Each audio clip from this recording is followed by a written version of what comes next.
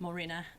Following industrial action in July, we had a positive and immediate response from DHB employers to return to the negotiation table.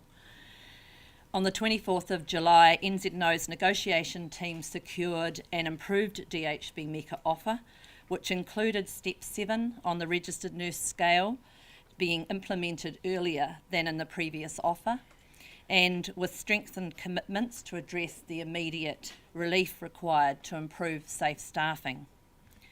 The negotiation team recommended the improved DHB MECA offer for acceptance to NZNO members. Online voting commenced at midday on Tuesday 31st of July and closed at 5 p.m. last night. Again, we can report that there was exceptionally high voter turnout. The DHB NZNO Nursing and Midwifery MECA offer has been accepted by NZNO members with a vote in favour by a significant majority. The new DHB NZNO Nursing and Midwifery MECA, accepted by NZNO members, will lay down the foundations for a much safer and rewarding career in nursing. The ability to realise pay equity for nursing and midwifery in the public sector by December 2019, on top of the new negotiated pay rates, is significant and will address the historic undervaluation of women's work in our country. It will also secure a homegrown nursing workforce in Aotearoa, New Zealand. The commitment to fully implement our safe staffing care capacity demand management program across all DHBs by June 2021 will ensure patients in our public health system receive the right care at the right time from the right person. We will, with urgency, turn our attention to implementing the accepted NZNO DHB MECA.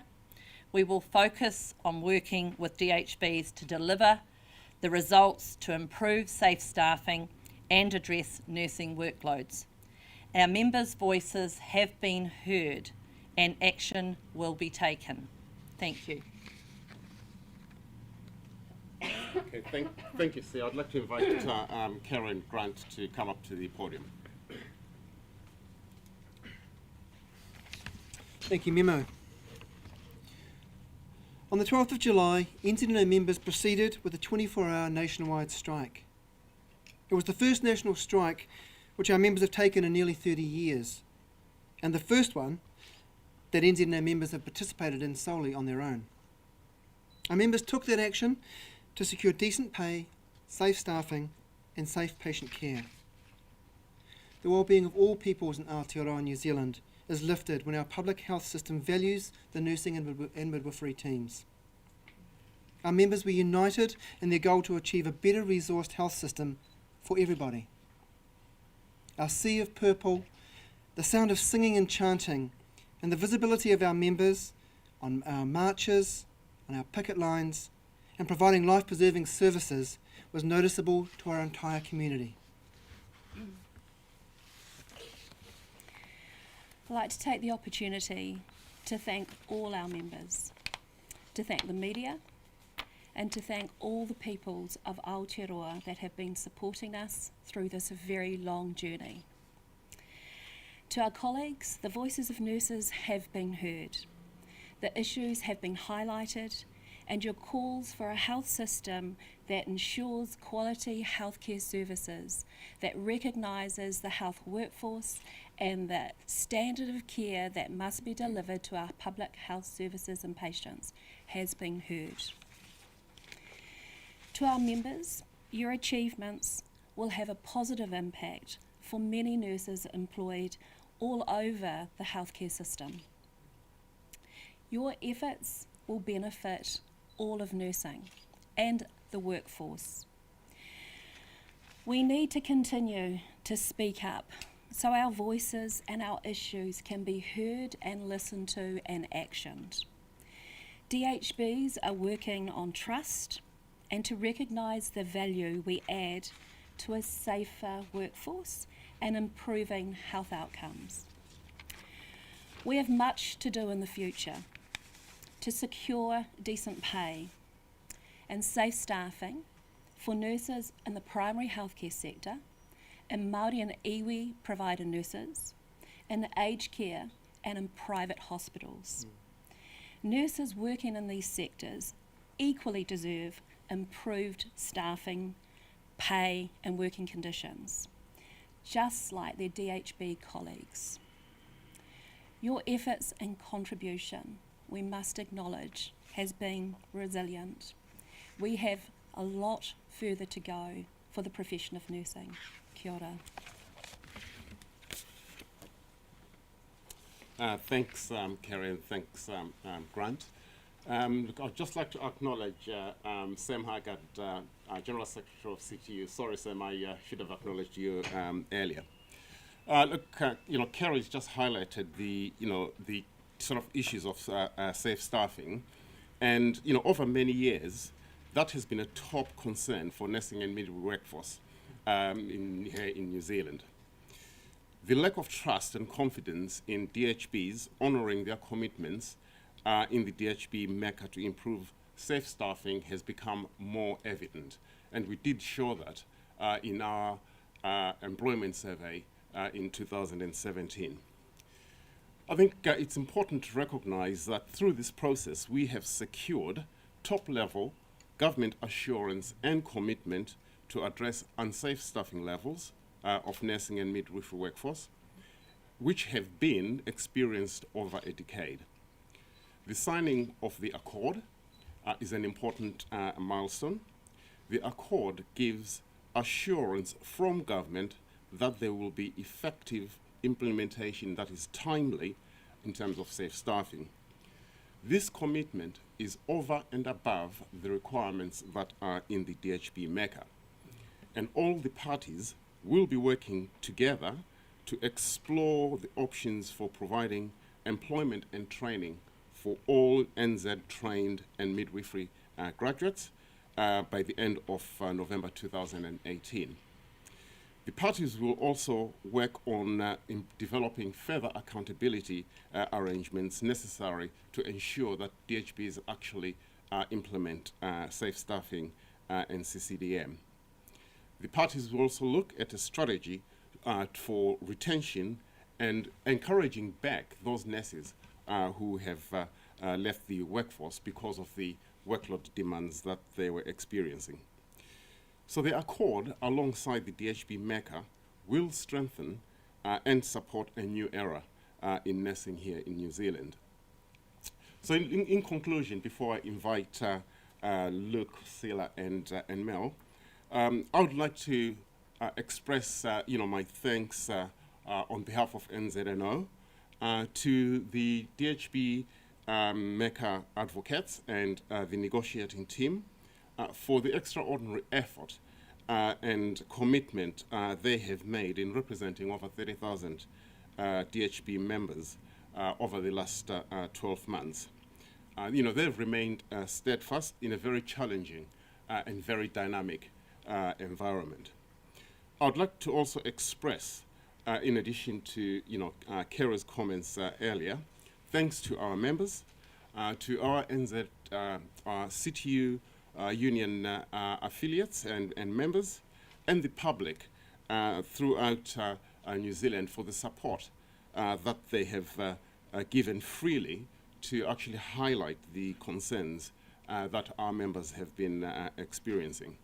And this has actually demonstrated that together we can be stronger, and together we can achieve a lot more for the greater good of people in New Zealand as well as the nursing workforce. So I'd like to invite Luke, Sila and Mel to come to the podium to give their perspectives. Thank you.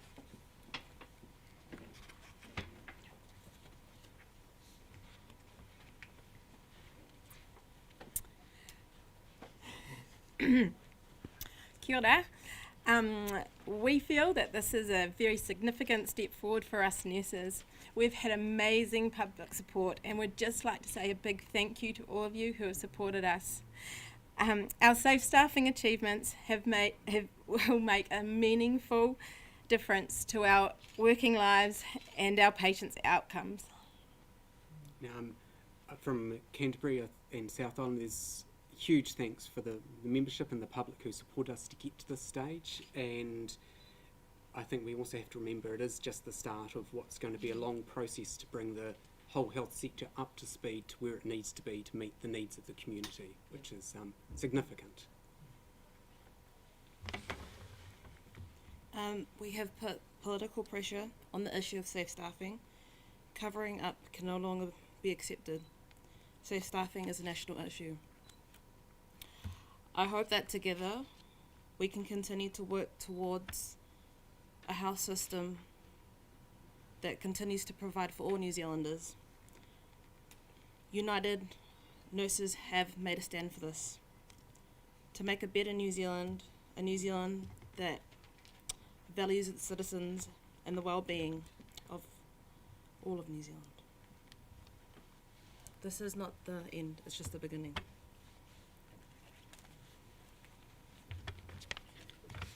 Thank you very much, Sila, Mel, and Luke.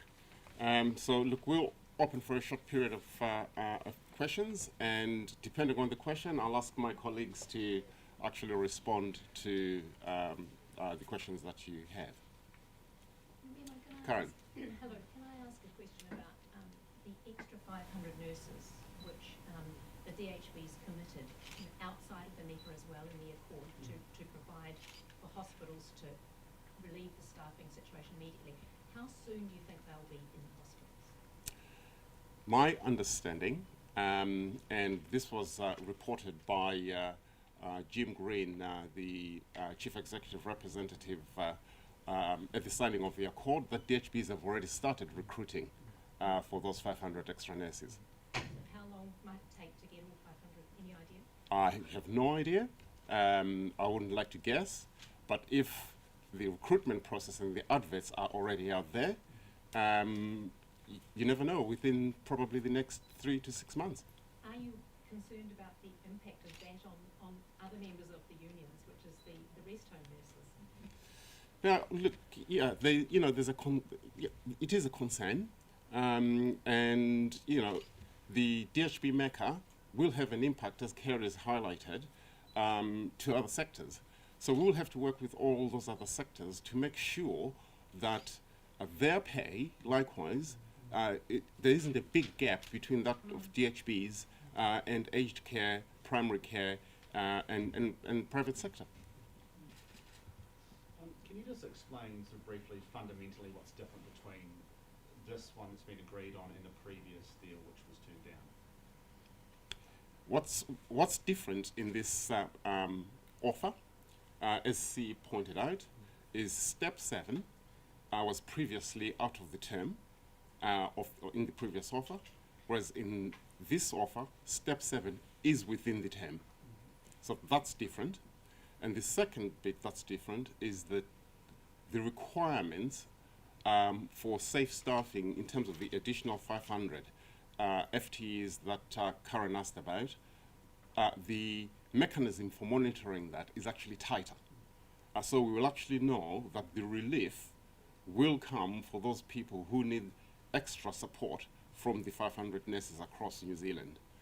And I think the third bit, even though it's not part of the MECA, is the fact that government has listened and actually given assurance over and above what's happened before. Kerry, Grant and myself have met ministers in the past, and we've asked for safe staffing to be mandatory within district health boards. And previous ministers have not taken that up. So this minister has given his assurance. So do you feel like there's been better signs and better negotiations from the health minister this time around? Well, I think there's been better signs from the DHBs in terms of improving the offer.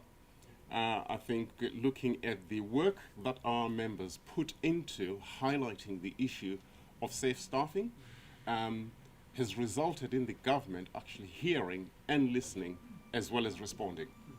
Reflecting on the last year or so, is there any regret that at got to the level of strikes, knowing that the reason a lot of people get into nursing is to help people and be there for them? Oh, look, we can look back in hindsight, and we can speculate. We ran a very strong campaign before the election about highlighting underfunding in the health sector. That was our shout out for health campaign.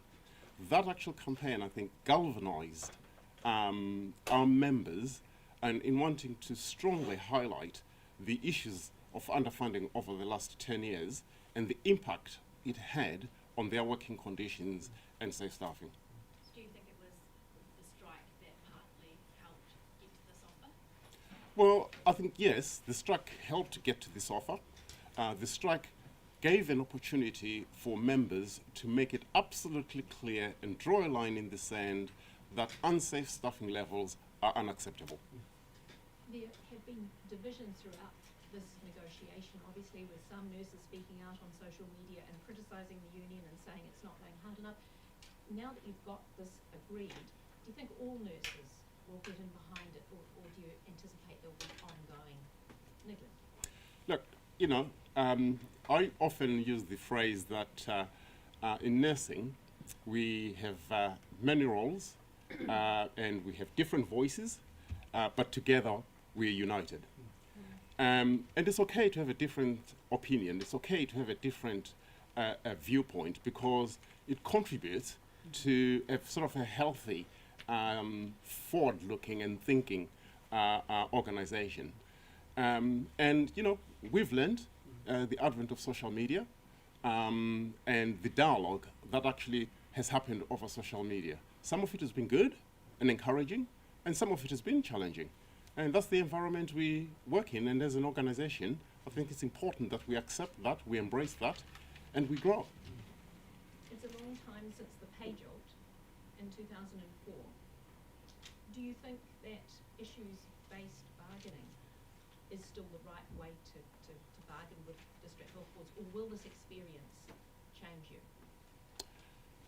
See, do you want to comment on that? I mean, I have a viewpoint, which is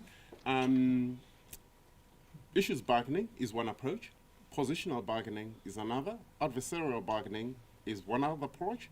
You choose an approach that is best for the issues that members have addressed that need to be progressed.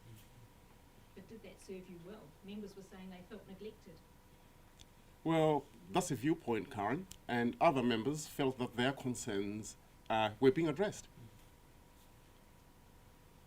See, do you want to comment on bargaining approaches? No, it's probably too technical really for this media conference, but I mean issues-based bargaining is just a process. It's no different. When you go into a meeting, we talk about issues-based processes, we put our issues on the table, we explore them, and I mean, there's no fancy science to it. I mean, I don't think that we should get caught up in the approach, but I think what is important is that there is the ability to explore what sits behind the concerns, and that the parties are listening to that and they're trying to resolve it and find a pathway through it. So again, negotiations, we know you go into negotiations, it's a negotiation, and it means that, we've said it many times, it doesn't mean that you get everything that you put on the table, but you certainly want all of those issues to be explored to the extent that you can and to achieve as much as you can. And I think our members have demonstrated that they have fought very, very strongly for safe staffing.